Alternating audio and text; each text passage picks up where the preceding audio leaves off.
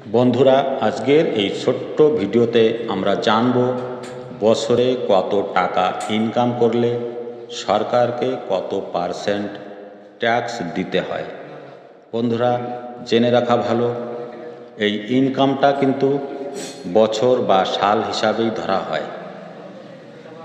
আর এটা ছবির মাধ্যমেও দেখানো হলো ছক কষে, যাতে বুঝতে অসুবিধা না হয়।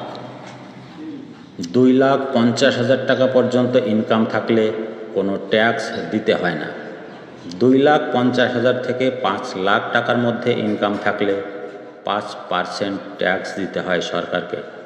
5 লাখ থেকে 7,50,000 পর্যন্ত ইনকাম থাকলে বছরে 10% ট্যাক্স দিতে হয়।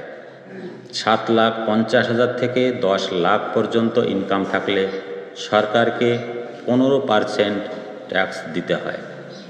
10 লাখ থেকে 12,50,000 পর্যন্ত বছরে ইনকাম থাকলে 20% ট্যাক্স দিতে হয়। 12,50,000 থেকে 15 লাখ পর্যন্ত বছরে ইনকাম থাকলে 25% ট্যাক্স দিতে হয়।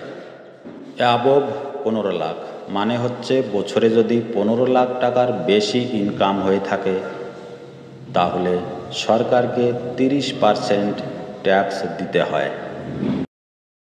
তাহলে বন্ধুরা, তোমাদের কাছে এই বিষয়টা ক্লিয়ার হয়ে গেল, বছরে কত টাকা পর্যন্ত ইনকাম করলে সরকারকে কত পার্সেন্ট ট্যাক্স দিতে হয়।